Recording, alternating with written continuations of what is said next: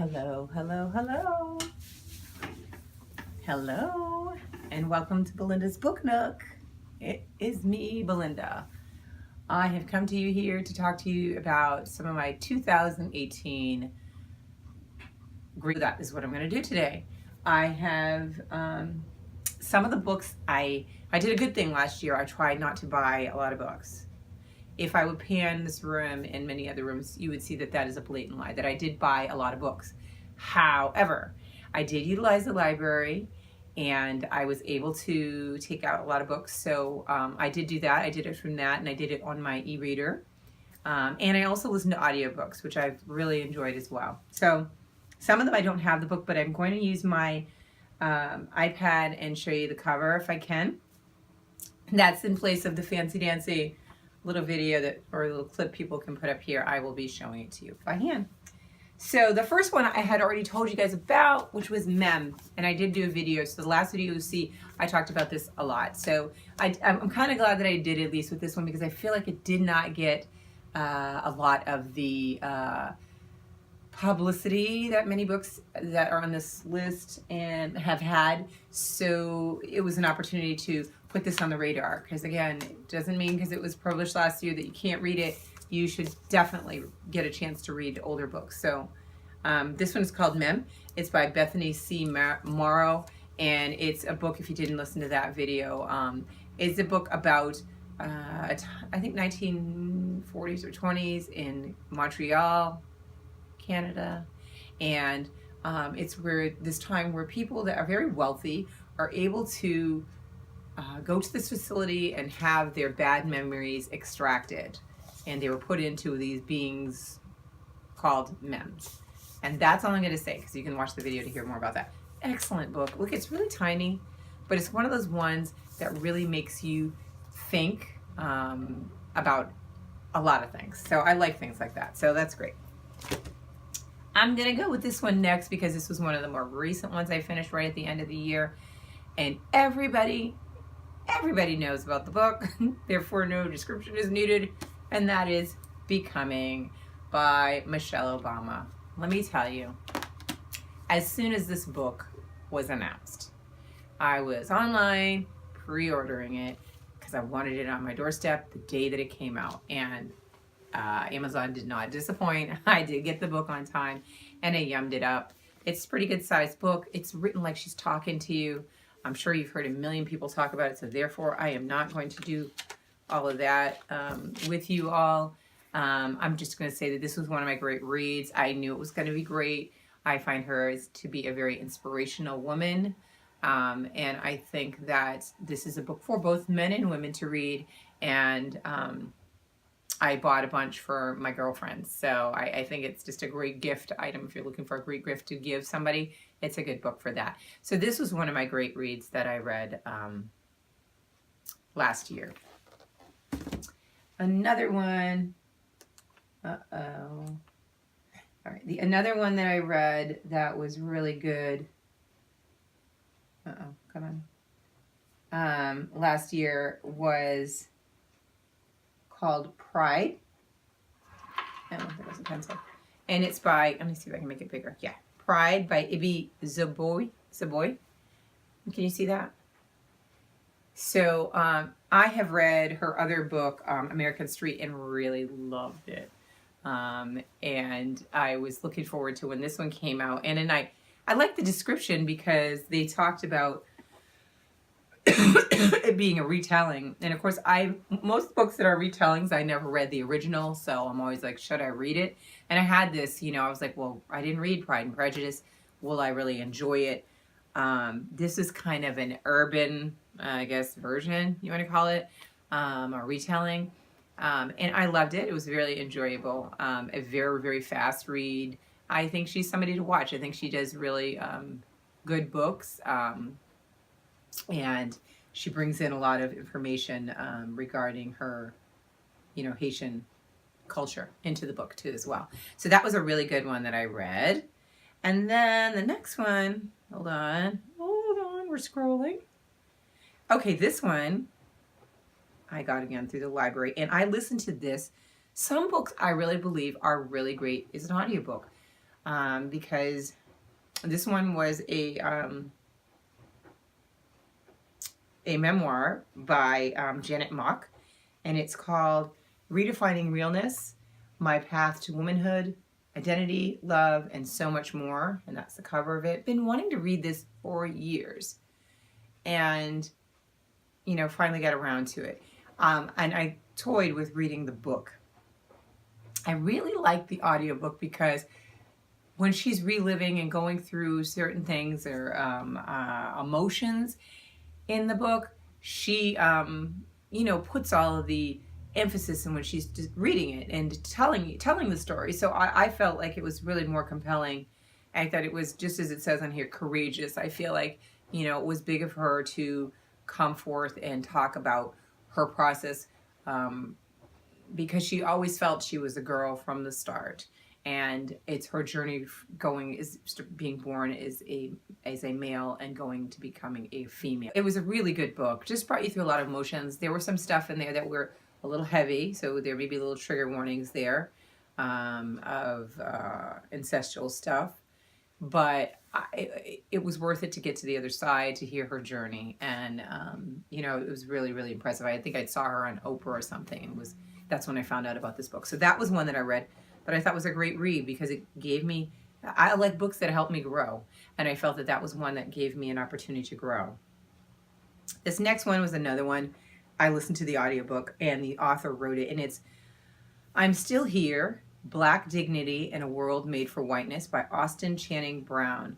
Oh, was this fantastic? Wasn't this fantastic?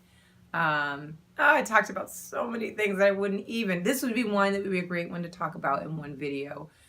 There's just so many issues she brought up as a black or brown person in this country, and how she navigated. She talked about many things that reminded me of stuff I've read. Oh Lord, I'm not going to remember his name, so it's probably not good to bring it up.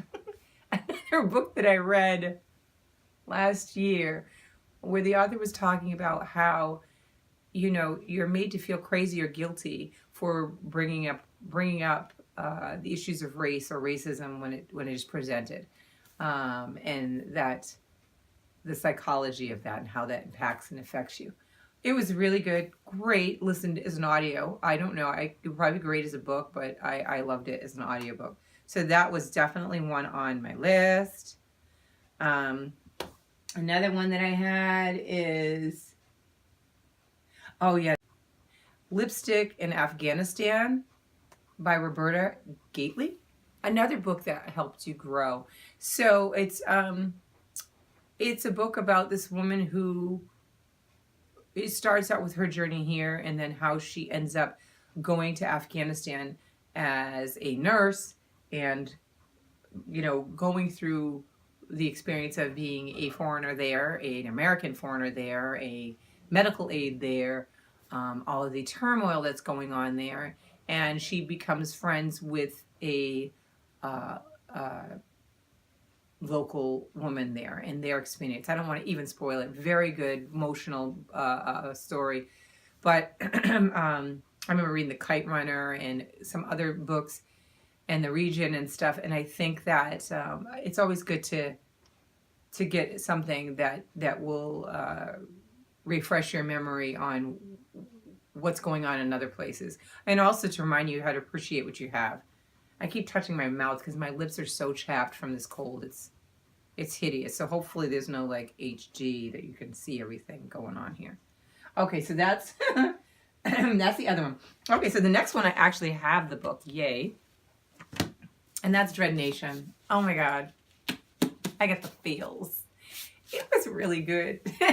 I can't, I didn't think that I would say that a book with zombies would be on my great reads list, but it really was. It's really, it's a Civil War story where the black girls are being trained to attack and kill and hold back these zombies. These people are dying in battles, but they're not really dying. They're coming back as zombies, And if you are attacked by one, then you could become one, and it's kind of over.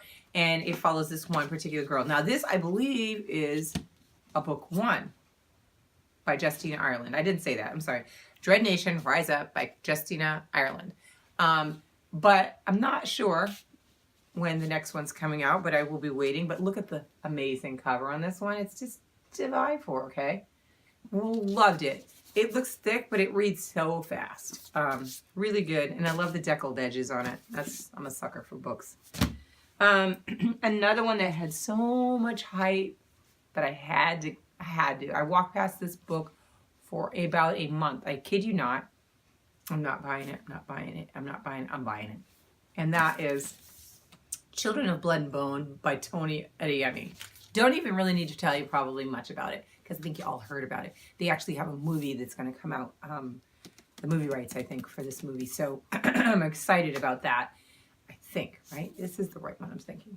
I think so, yes, because I think right when it was kind of amazing, because the book came out and they like just yummed and signed right up to get it. So it's amazing. Love books with maps in it too, in the beginning and end. But it was an amazing one, and it is a fantasy novel, and it goes and talks. It is got a really good, strong female characters in the book, and I just enjoyed it. I enjoyed being able to have an experience where I'm reading about brown people. I realize when I do read good reads that are like this, of how much I don't get access to that. So I am ready for book 2 of this as soon as it comes out, and I hope that she continues to be a successful writer, because I will be buying her books.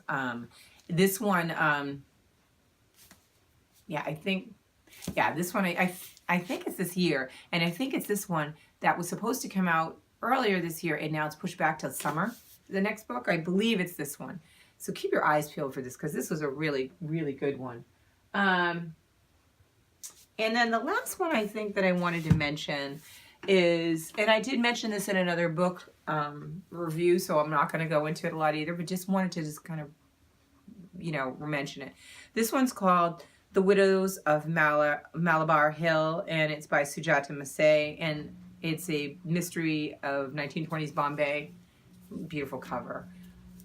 This author I have followed since she started writing, and initially her books were set in Japan, and she had this Rei Shimura was the main character of this series that she ran for a long time that I absolutely adored.